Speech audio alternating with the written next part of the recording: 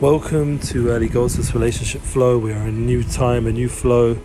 with a new reading of our Holy Torah, which has a lot of hidden secrets and revealed wisdom, ancient wisdom, that can be totally practical and applicable in our relationship flow, especially with the first man and first woman being discussed in creation, and the idea of relationship, of having a soulmate, a oneness, the idea of being one flesh and binding together yourself with another person. Even has the famous quote at the beginning of the Torah, the first mitzvah, the first commandment of being able to be fruitful and multiply, which, funny enough, I heard a Woody Allen joke that there was a rabbi who was being pushed over in New York, wasn't getting like his parking space the way he hoped, and he said to the other person, "You should be fruitful and multiply." No one yet has got the joke, so anyone listening in can send me a message or a DM if you got the joke. But the concept is that being fruitful and multiplying is a very holy unification of oneness of souls, which has the power to be like a partner in creation and create souls, more souls, draw down souls into this world through the body into a new being. That obviously there's a whole process, as we know,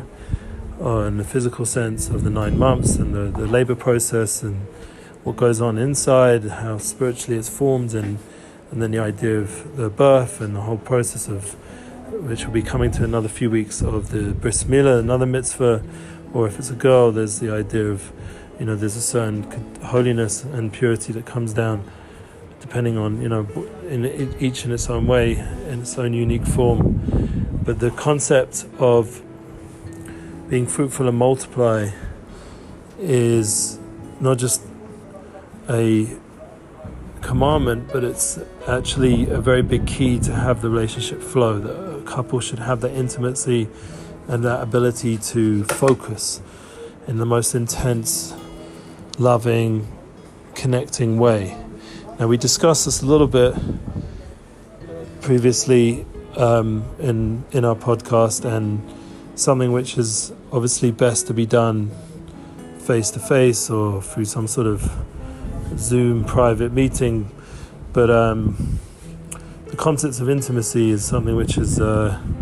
needing a lot of encouragement and empowerment for our time, because everything's so exposed and every concept is discussed publicly, and there's all different ways that it's brought out in the world nowadays that maybe is not so intimate and takes away the holiness or the beauty and the spirituality of the flow, the divine flow of two souls joining together in that intimate connection. And it's something which, if it's done right, as you know from this week in the Torah portion in Bereshit, in Genesis, you get the power to tune into that oneness that only a husband and wife can perceive and experience. It's sort of beyond words, from personal experience, and I'm sure the more sensitive of souls and elevated people who experience it on high levels can testify, if they would be asked, if we look in the holy books, what it says about the time of connection on a Shabbat night, and it's a very intimate moment, Friday night, and with Shabbat we're disconnected from the world, and we're in that special time of holiness, all the different light that comes down, especially Shabbat Bereshit is a big light that all exists, and that comes into the home. And really the concept is you tune into a different wavelength of experience of creation, of where you've become one with the partnership of creation, that you made Kiddush and you're tuned in. There's the whole meal, everything you do has spirituality and elevates the people in the meal, so that when they're connecting, that's the kind of energy that's being brought down, that intimate oneness, that partnership in creation is throughout all the different aspects of Shabbat. Really what it's revealing is a very intimate connection between our souls and Hashem and the Shabbat. There's a certain marriage experience, like we sing about in Eshes Chayil, in the Woman of Valor song we sing on the Friday night, at the Shabbat table. And this flow that's meant to be coming down, this ideal setting of connection and oneness, is talked about in holy books, about how there were certain souls, very holy souls, brought down at that time. And if you go into Tanya, it can even be the opposite, where there's, say, a more grob, like a less spiritually sensitive experience of intimacy, can still bring down very high souls. And that's, they say, explains a lot of the concept of Baalei Tshuva, people who've returned from very far away, from Tinnik Shenishba, from being lost amongst the world, and suddenly these high souls who are very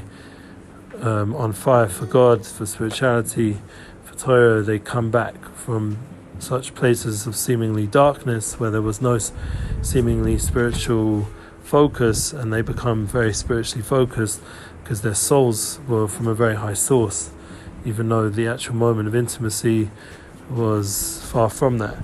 And that's an interesting paradox that goes throughout everything in spirituality and understanding the flow. But for us, in a practical sense, that obviously if we do have the awareness and we do have the knowledge and we have the ability to consummate the connection time, it really, to understand, it really goes.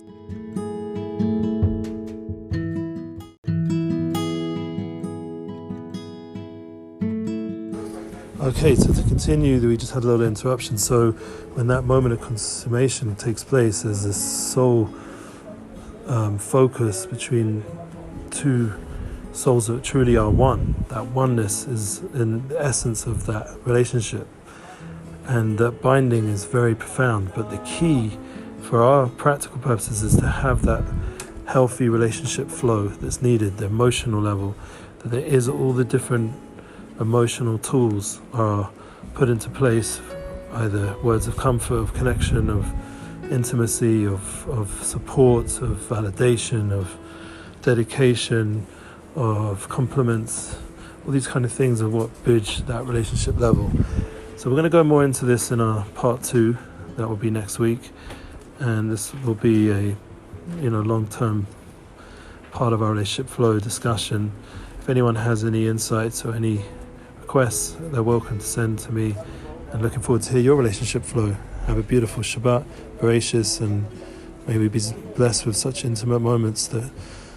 bring more oneness into the world, into our homes.